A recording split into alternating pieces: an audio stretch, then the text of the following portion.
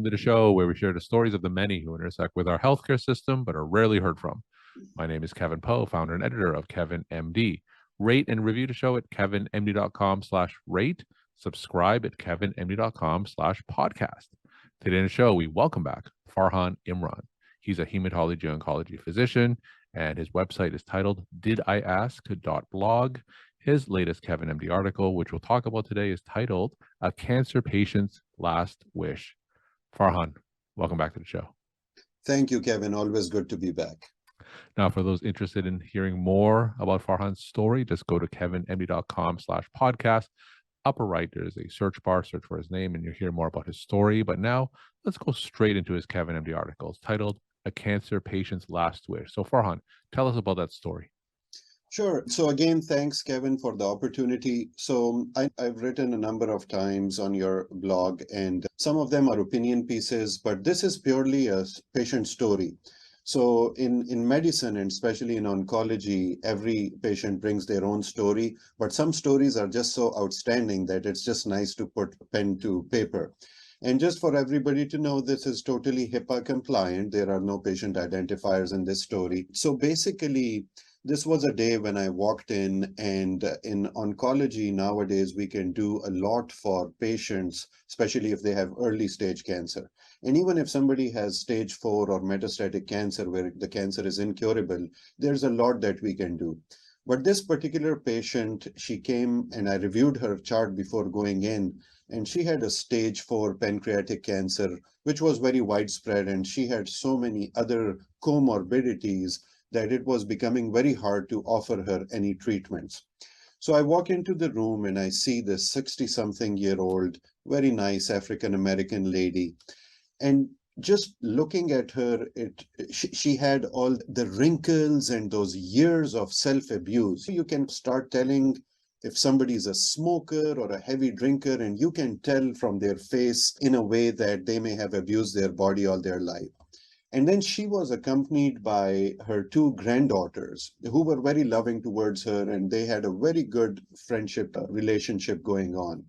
She was in a wheelchair, she had oxygen on, and she could barely walk, and the cancer had rendered her so frail, so cachexic, she probably weighed less than 100 pounds.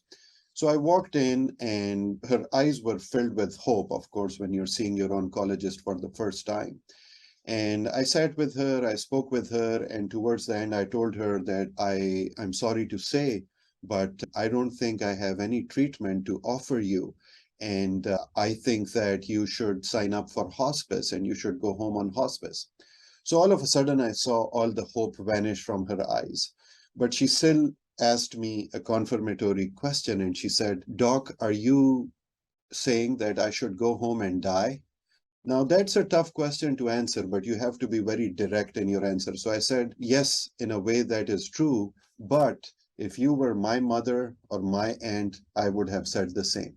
Just trying to validate that. Yeah, let me ask that, because that question that she asked you, do you want me to go home and die? And you've a very experienced oncologist, and you've dealt with that question many times before. How long did it take you to come up with a response to that question? Because if someone asked me that question, I wouldn't know what to say in the exam room. So tell me the formulation of how you come up with a response to a question like that. So first of all, it takes years, like you said, to come up with a response. And it comes from trial and error, because the answer of that is not in the books. Yeah. It's not in your physiology or psychiatry or ethics book. So you have to come up with the answer yourself. And if you look at the theme of my previous writing, that the science of medicine has advanced, but the art is lacking, is going behind. So everybody comes up with the answer on their own. So one of the things that goes through my mind is, number one, leave no doubt. You cannot be wishy-washy about your answer and say, no, yes, this. You have to look at them in the eye. And at this time, I definitely look at the patient in the eye, and then I tell them that, yes, that is the truth. But then at the same time, you're appearing very firm and very clear. You instantly have to give them a moment of hope and to allay their fears. because anybody who is encountered with somebody telling them you're going home to die, they're worried about how they're going to die, the act of dying, whether they're going to be in pain and all that. Basically, you're reaching out to them and you're telling them that there's so much that we will still be able to do. Sometimes there's some body language that some physicians use. I personally am not very good at using that. I personally grew up in a very insensitive kind of a household, all five brothers, not very touchy-feely. But this is something where if you truly think of that person as your own family member, then the true emotion comes out. So that is exactly how I addressed in this kind of a situation. So up until now, whatever was happening in the room was a very routine occurrence for me. All of a sudden, she put her head back and she started reminiscing, and teardrops came in her eyes, and her granddaughters also started crying. And all of a sudden she says, "Hey, doc, you remind me of my boyfriend that I used to have when I used to live in New York City." And I'm like, all of a sudden, okay, how do I respond to that? To me, it was her attempt of showing her granddaughters that she's strong and the news of death does not shake her, and in some way change the topic or keep up with her jovial kind of nature. And then, so I just said, okay. And then she said, he was from Pakistan. And I said, I'm also from Pakistan. That's why I remind you of him. And she said, he was the best man I ever had. But then he left me, but I never had a man like that ever in my life. So I didn't honestly know what to say, and I was just listening. And then she said, he used to make the best lamb curry ever. And then I told her, listen, I make excellent lamb curry. In fact, my friends, we get together and I must have made it for them like 50 or 100 times. So she turns around and she says, would you fulfill a dying person's last wish? And I said, okay, what is that? And she says, would you make lamb curry for me? And I again didn't know what to say. And then her granddaughters all of a sudden started saying, Grandma, this is not what we're here for. You don't talk to the doctor about these things. And this was my time to tell them, no, this is exactly the conversation that I would want to have. And I told her, listen, I don't know, but you certainly got me thinking. So anyways, she left. And I didn't even think I would do that. But then the weekend came and I just could not get those words out of my mind. And I'm like, she said it, even if it was joking, how would you feel the rest of your life if you did not fulfill a dying person's wish? Isn't that what you're supposed to do? So then I actually went, I bought some lamb and I got cooking. And while I was cooking, I'm like, okay, she has pancreatic cancer. I'm giving her antiemetics. She may be nauseous. She's cachexic. How much spices to put in, how much to tenderize the meat and all that. So finally I made it. And then I went to her house. I looked up her address in our Care Connect, the EMR. It was not the best part of town. I walked in a very small one room house. She was sitting on the couch, and it was also a first-hand experience of seeing a patient on hospice. And she had at least 24 beer cans, empty beer cans in front of her on the table. There were cigarette butts in all of them, a thick cloud of marijuana smoke, and one of her granddaughters and her boyfriend were sitting there. And I walked in, I told the granddaughter how much to warm it up for in the microwave. So even before that, Yeah. when you just knocked on the door Yeah. and they opened it and saw you, Yes. tell me about that moment. So I was also nervous. Okay, what am I doing? How are they going to take it? What are they going to think? So when the door opened, one of the granddaughters was there and she saw me and she looked at me like not understanding. And she said, are you the doctor we saw the other day? And I said, yes. And so she couldn't say anything. And then I said, I brought some lamb curry for her. And she didn't say much. And she led me, she said, okay, let me bring you right to her. And then when I gave it to her, she was already a little bit disoriented, maybe from the narcotics that she was on, or maybe from the alcohol or marijuana, whichever. But she had the oxygen on. And then she looked at me. She did not say much. She didn't even have enough energy to speak that much. And I didn't stay too long. I did not have it in me to actually sit down, although now I think I should have. And I said, okay, you really didn't think that I would not fulfill your wish. And then I was also thinking that maybe she would say something. The only thing she said in the end was, God bless you. And I think that was enough. And within a day or two, then her news of passing also came. So I had this feeling that, okay, if I could not help her in that way, at least, and this is not that I was helping her, this was just a human connection, a purely human connection. So that's the story I put together in the blog. Tell me the impact you think that made on that patient and the patient's family.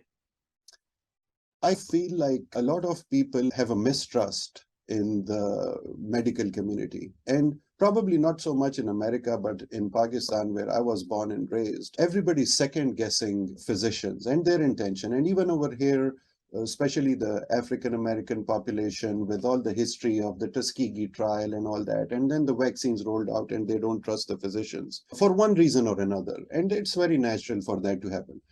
I feel, I don't know if it happened or not, but I feel that even if one person thought that, okay, these physicians are out there not only for some agenda of their own, but they want to help you as a human. If anybody thought that even for a moment, I would feel like I got what I wanted from it.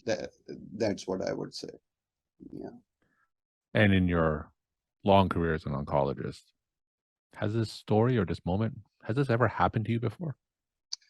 So something like this has not happened. That's why it was the first time for me. That got me thinking. Typically in our palliative care rotations, we talk about it, but I had not witnessed it. We talk about, okay, when a patient has a few days or a few weeks to left, and we do this in oncology quite a bit. We sit down with the patient and we say, okay, what else do you want to do? Some people say, I want to see my daughter graduate, or I want to see my grandson born and I want to live for that. So we often do that. But a lot of times we just leave it at that and that's the end of it. But this was the first time I got personally involved. And I felt if I could be a part of a patient's last wish, so wouldn't that be nice? And that's an attempt that I try to make more of. In the olden days, the doctor would actually visit the house. So the doctor would become a part of the household experience, would bring you something to eat or drink, and you would meet with their kids and all that. And nowadays, very rare. I think in Rochester, there's probably one or two physicians who make house calls anymore, but that has disappeared. So we don't have to make house calls. But who stops us from going and visiting a patient's house or inviting someone to your own house? And then we all start making our excuses that, okay, if you ask one, then everybody's going to be coming in, or it's become an expectation. That's all in our minds. You don't have to do that with everyone, but wherever you make that connection, what is stopping us? Some of us go to funerals and wakes, but why wait for that? Why not do that even before and just go and have these personal and human connections? That is how I look at it. One thing in your story that struck me was when you walked into our house and you were a little bit taken aback at the conditions in our house. So comment on that, because as you know, we don't see patients in their home. We see patients in the exam room. I hear a lot of stories, especially during these televisits. It's really the first glimpse that a lot of physicians have in terms of looking at the background of what their living situation is. Comment on that. That's a great thought, Kevin. So if you look in the hospital, all the inpatients, everybody's given a gown. And when you walk in, any patient in a gown is all that, just a patient. But that famous saying that goes that if you treat a disease, sometimes you win, sometimes you lose. But if you treat a patient, you will always win. That means that you need to get to know the person that they are. So that way, if you take the same inpatient and tell them, okay, instead of your gown, why don't you wear your clothes? And that's okay. Just by seeing their clothes, we learn so much about it. Somebody's wearing a Harley Davidson t-shirt, now he's a biker. Somebody's wearing a hiking t-shirt, you get to know. Then on top of that, if you actually go in and see their living situation, who else lives with them and all that, that just gives so much of a different perspective. And believe me, at least in oncology, you start making different decisions for them. So for example, I had a patient who I was talking about 3 different treatment options. And she was like not being engaged in that discussion. So I put that discussion to a side for a second and I said, okay, what's on your mind? What's going on? And she said, Doc, at this time, all I'm worried about is that my cat is sick and I've put all my money towards that. And on the weekend, my fridge broke and I don't have the money to fix my fridge. So right now, should I be sitting there and talking to her about the 3 different treatments and the overall survival and progression-free survivals? Or should I say, let's dismiss this conversation until let's get your fridge fixed and all that, and then we go from there. But the way we handle that situation is that, okay, I have 15 minutes, I have to move forward, just quickly put the scan orders in, get social work. The minute anything personal comes, a physician's natural instant response is, oh, I'm going to have social work get together. And then the social work comes and arranges some transportation and all that. I feel like that's not a good way of doing that. So that's why visiting a patient and knowing their personal situation, household situation is just so much more important than reading their prognosis curves on up to date. That's how I feel. Farhan, and my final question, what are some of your take-home messages that you want to leave with the KevinMD audience? Well, for this one, I would just say get to know your patients. And I'm doing something very much fun. We have medical students, residents, fellows. Teaching is a big joy at our institution, as is at many other major academic institutions. So what I've started doing is that my medical student or the interns of the team, if I'm doing 1 week of inpatient with them, I tell them that during this 1 week, you have to find out one personal thing about each patient that you see, something that has not yet been documented in the EMR. And that should be your personal connection. And basically, so justify a hobby together, something personal together, and then tell me. And then I also tell my students that next time you're discussing a case in morning report, how traditionally we have been taught to start your presentation with the chief complaint and history of present illness. I tell them start with the social history and just go on and go deep. Just don't say this is a city firefighter. Just say, hey, he's a firefighter and he was involved in that fire and he has a scar from there. He has 3 dogs at home and blah, blah, blah. So that way, not only do you demand the attention of everybody in the room, the story becomes nicer, tells you that you know the patient, and it just makes it more interesting. And that way you are not treating just some diagnoses, you're actually treating patients. So one take-home message for this one is get to know your patient very closely.